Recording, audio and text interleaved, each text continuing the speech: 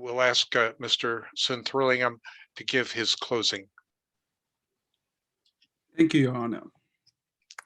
Abraham Lincoln once said, "A house divided against itself cannot stand." This is a graph you saw earlier today, pointed out by Andrew and Professor Tadmore about out-party feeling over time. And we can see that it's been straying away from neutrality for quite some time, especially in recent years. But this doesn't happen in a vacuum. Let's look, this graph shows the ideological makeup of Congress from 1981 to 2011. But if you just follow the black arrow, you will see over 30 years how they have effectively separated and there's zero overlap. And America is a house dividing. Polarization leads to dysfunction. A polarized society elects polarized representatives, and as a result, you get a dysfunctional government. We can see the number of public laws passed by Congress from every subsequent Congress, from the 80th Congress up until the 112th Congress, has followed a trend of a decreasing trend. And we can also see, to the opposite, that the number of filibusters being performed in Congress has been increasing over this period. But why should you care? Let's think about the cost of polarization. And let's talk about something near and dear to all of us right now, COVID-19. America's politicization of the problem caused inharmonious governmental action. As you heard from Minerva, Democrats and Republicans had different reactions, and that caused or led to misinformation. Some people believed a specific set of facts of what COVID actually is, what should be done about it. Now we're seeing that with vaccines. And this difference in action stalled America's recovery relative to many other developed nations. And we can look at the example of Taiwan, where immediate, concise, harmonious action managed to decrease its impact. We can look at another way through economics. Polarization, as we heard from Minerva, tends to increase wealth inequality, which then perpetuates residential segregation, which in turn fuels racial polarization, increasing the wealth gap and resulting in economic polarization, fulfilling the vicious cycle. And this is a graph from Minerva's presentation where you see the gap has only been increasing between the races over time. Polarization is a crisis, but America has been here before, right? Let's think about the revolution and we heard about how people volunteered for it. And you think about the Great Depression and how people volunteered to join the Civilian Conservation Corps. Or you think about the Peace Corps during the Cold War and how people volunteered to join that when Kennedy instated it. But if you think about it, how long do we have to wait for a problem to become so bad where volunteering is the only option, where you have to volunteer to fight for your liberty during the revolution, you have to volunteer to earn a living during the Great Depression, and you have to volunteer to de-escalate nuclear hostilities. What is our plan? Take bold action while the problem is still manageable. Who's going to be part of our plan? 18 to 30-year-olds. What are they going to do? They're given a choice between military and civil service, contrary to what you hear about the Collins team's characterization of us. How are they going to do it? Rank choice. We'll try to balance what their preferences are versus maintaining a heterogeneous group. As Jenny just said a few minutes ago, you need to put people in a different environment to get good results. How long? 6 months. How many? If we estimate 5 million Americans turning 18 per year, they would be our focus, and we would promote it to them as a gap year to learn useful skills. And a stipend will be provided to all. But what happens if somebody does not do it? Well, we will inflict financial penalties that the government can, whether that's social security reduction, increased taxes, etc. What is our model? We will adopt and expand the AmeriCorps model, where a local government determines areas of public need, the state reviews those proposals, and the federal government sets guidelines and provides funding. And what are these guidelines in relation to? Organizations that apply have to obey these guidelines that implement contact theory, as you heard from Mannix's presentation. Now, in contact theory, we heard about two ideas. We heard about a superordinate identity, and any U of M member will recognize Goldie on the right there. And that could be, and being a gopher is a superordinate identity for many of us.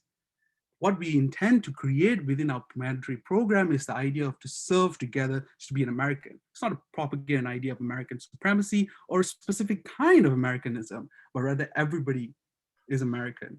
And that difference and that harmony in that difference is key. And this leads to Mannix's point on salient dual identity. Salience being you can be who you are, but at the same time, maintain your identity as American. And in order to effectively achieve this, we'll have to fulfill the all part conditions under contact theory. Every member will have an equal status. Everyone will be working towards a common goal. Everyone will be required to cooperate with each other in order to achieve that common goal. And there will be institutional facilitation, supervisors in the event that people are not pulling their weight or in the event of unexpected hostility. What does the science generally say about our program? Quick review. Sociology, we heard from David that you can increase engagement through beneficial public action. If you can convince people that what they're doing will serve to fulfill a vital public need, it would increase the likeliness of this program's political success. We also heard from David at the same time that exposure to different cultures decreases how we perceive that culture in relative to our social group.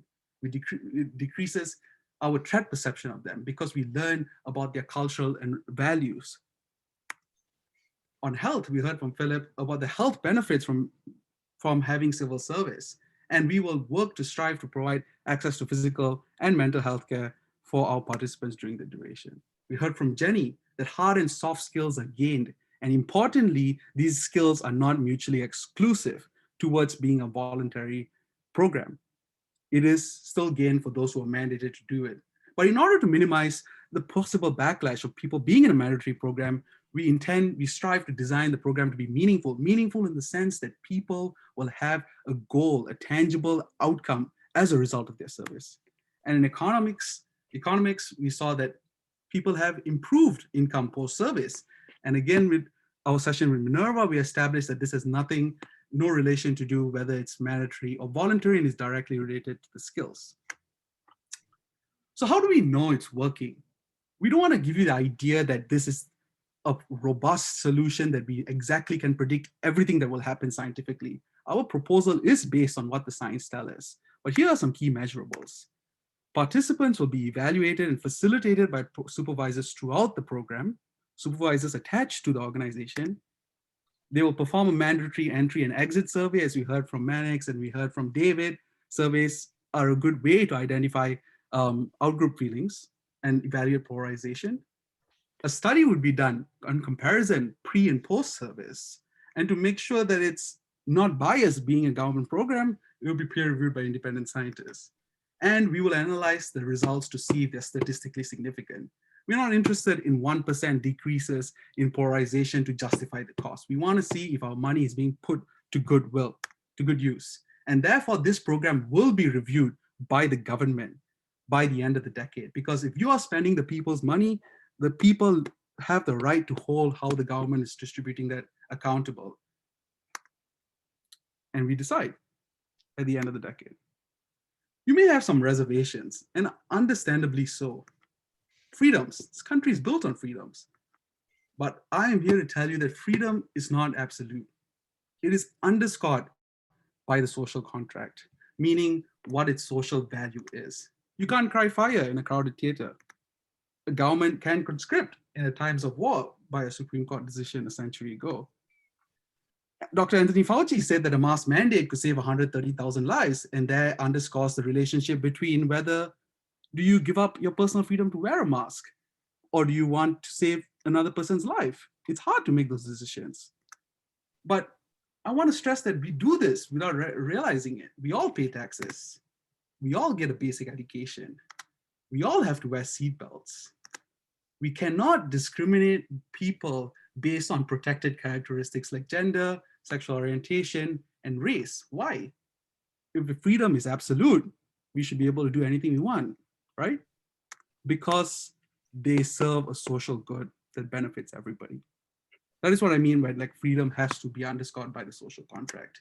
And as we heard from Jenny, a well-structured program with the goal fulfilling a public need can mitigate any concerns people may have towards a mandatory service. Another reservation, economic cost.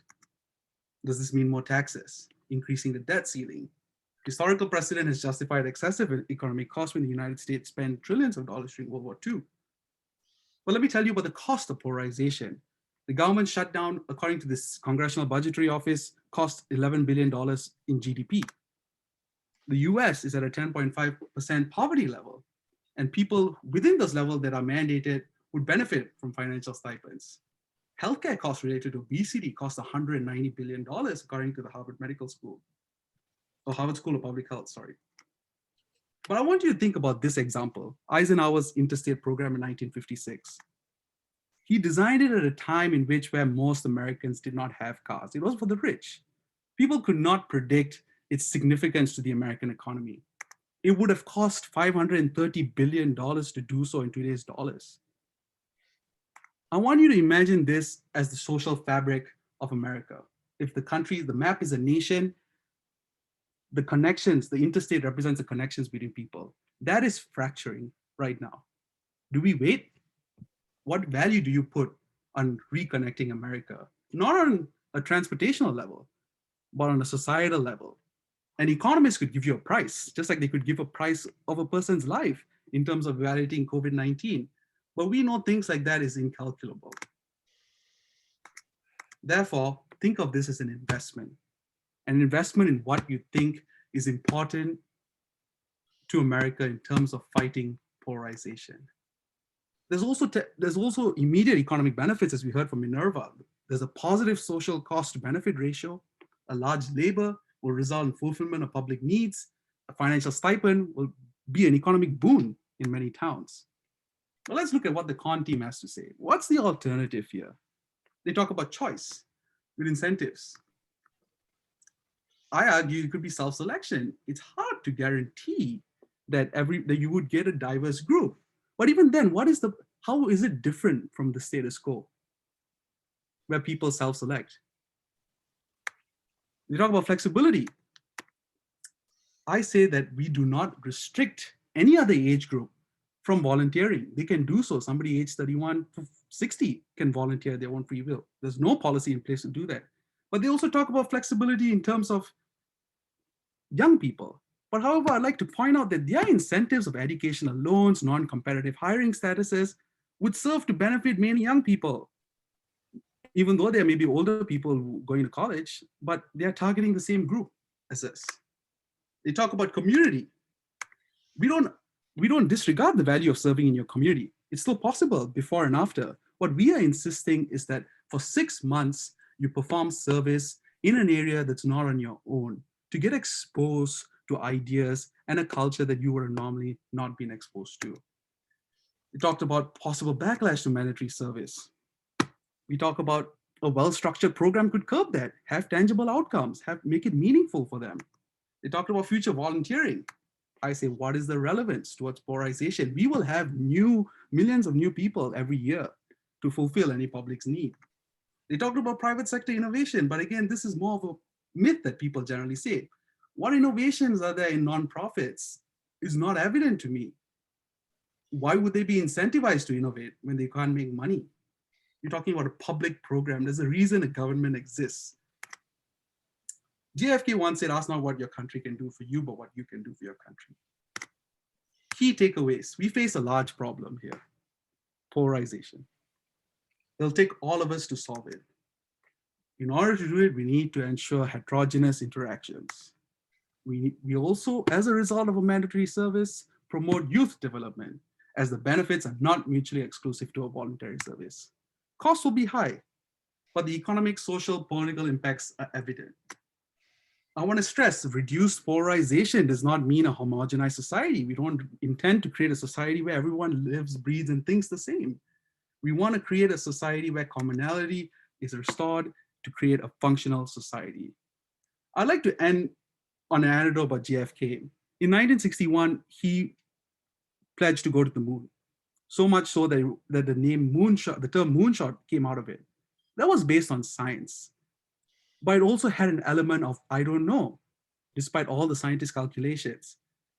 Our proposal is based in science, but there's nothing been done at a scale that what we are proposing. So there is that element for us. But I believe, as Andrew astutely pointed out, the cost of doing nothing is greater than the cost of doing something. Our program may fail, it may succeed, but we owe it to ourselves to try mandatory service. This is our moonshot. Thank you. Thank you very much for your closing statement. Ms. Stankiewicz, your closing, please.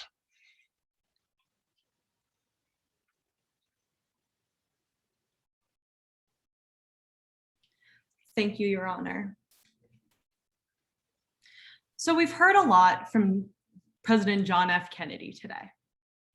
However, a little known quote that he once said was, "For I can assure you that we love our country, not for what it was, but for what it someday can, and through the efforts of us all, someday will be." Now, this is the nation that we are set upon building. And when Kennedy came into power, he inherited a post-war nation that was extremely polarized and extremely divided. Actually, much like the nation that we have today. Now, polarization within the United States is not a new concept. It's existed for decades and has become deeply entrenched in US society. From protests against Reagan in the 1980s, to protests against Bush in the early 2000s, to protests against Obama's in the early 2010s. And then the violence that we all saw at the Capitol on January 6th. Generations of the American people have seen the effects of polarization firsthand, and it has affected our lives. Thus, the solution to polarization must not only be extensive, but also be easily implemented into American society. Now, this is what our polarized society looks like today. 38% of Democrats believe that the Republican Party is very unfavorable, and 43% of Republicans feel the same towards Democrats. Additionally, as David was talking about with inter-party marriage, 23% of Republicans would see a family member marrying a Democrat as deeply unfavorable. This is a deeply polarized society where we can't even fathom the idea of having relationships across the aisle. Now, why our program? A big question. Well, first of all, we go into who can do it, those 16 and older. This is the volunteer rates of ages 16 to 65. And on the right side of your screen, you're going to see the generational attitudes towards same-sex couples and interracial couples. Now, this is the age range that the pro team is currently targeting. Actually, a little less because they're not even going up to 34, which means that this is the age range that they are targeting within those who are prejudiced. They are missing the group that is most likely to volunteer, who also has more negative attitudes towards racial differences or differing sexualities. Now, of course, boomers are going to be our parents. The silent generation is going to be our grandparents. Our program, by contrast, groups all of these individuals together, creating diversity not only through political diversity and racial diversity, but also generational. Now, I think we've all experienced it. We've all been at the family dinner, grandma's invited, and grandma says something that the kids just don't agree with, and a fight breaks out. And we just don't even listen to each other. However, by having a program where older generations are just as interested as younger generations, you get a commonality that doesn't exist in the con program. You get a mentorship between two people who are extremely interested in the same things, learning from each other. Additionally, by targeting a larger age range, we can depolarize society quicker. By the mandatory service program only targeting 18 to 30-year-olds, society will not be depolarized until that very first group reaches old age, so 50 to 70 years. Are we really willing to wait that long for a depolarized society? Are we willing to wait that long before and continue to see the discontent that we have been seeing on our screen over and over? We say no. Additionally, by not involving the older generations, they're completely disregarding those people's experience in life. Now, I know I'm only 20 years old, so it's kind of weird that I'm saying this, but I believe that both generations have a lot to learn from each other. I have not experienced nearly as much as my parents or my grandparents have, but also to that same effect, they have not experienced society in the same way that I have.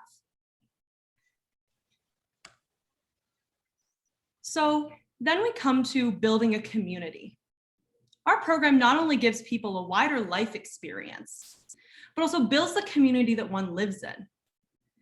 It's important to remember that a city or a state is not a monolith. Sending people around the nation far away from their communities assumes that every city is the same racially, politically, generationally, and socioeconomically. We know that this is not true.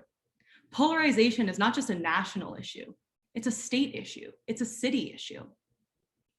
It, to a certain extent, could even be considered a neighborhood issue.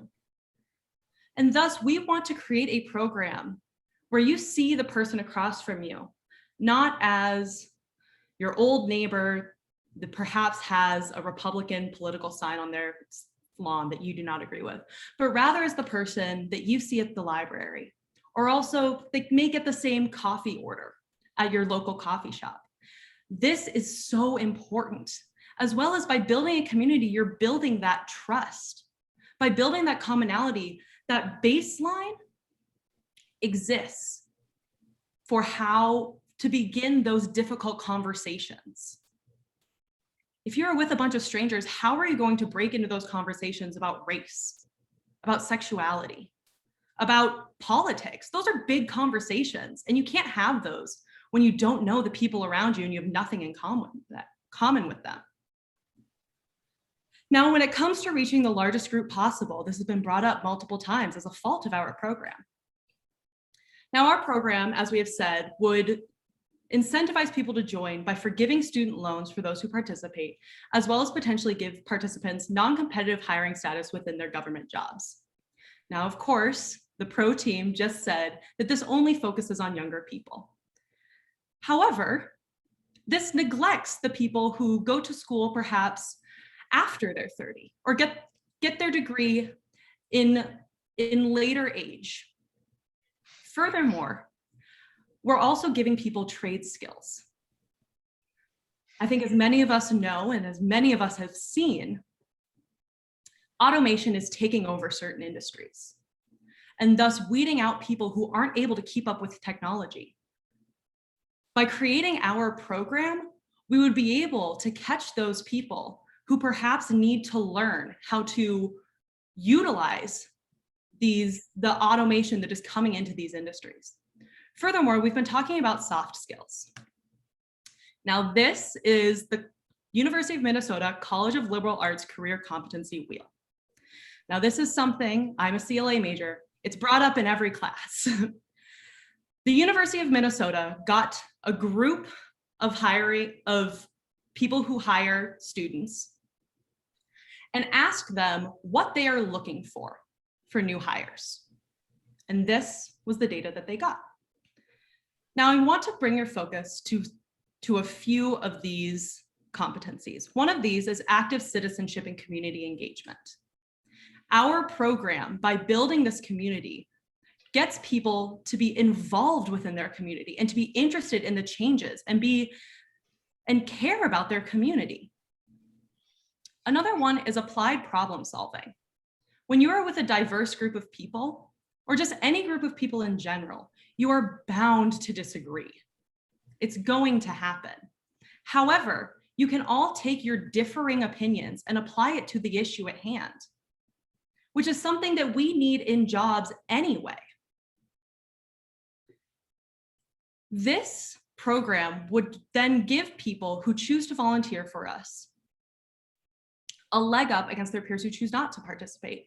And because they get to choose what they participate in and get to choose to do this, they're going to be more passionate about it and care more about the results that come from the work that they are doing.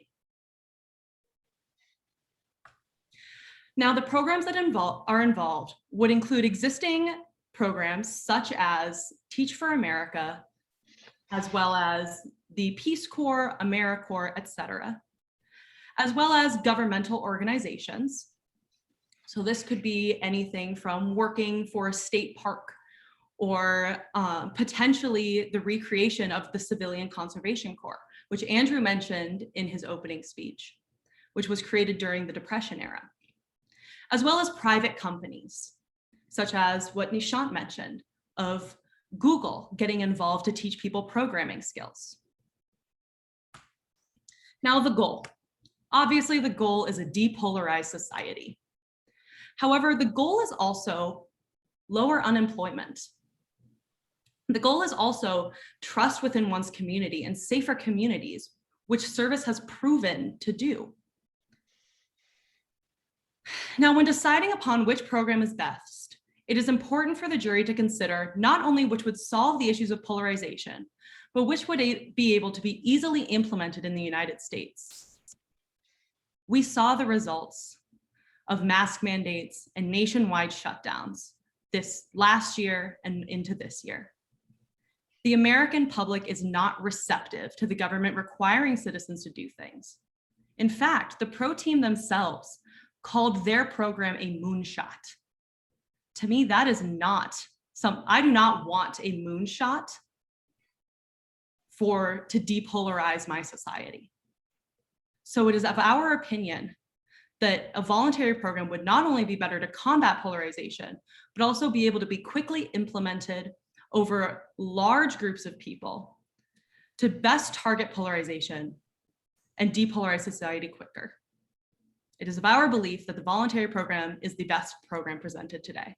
Thank you. Thank you very much.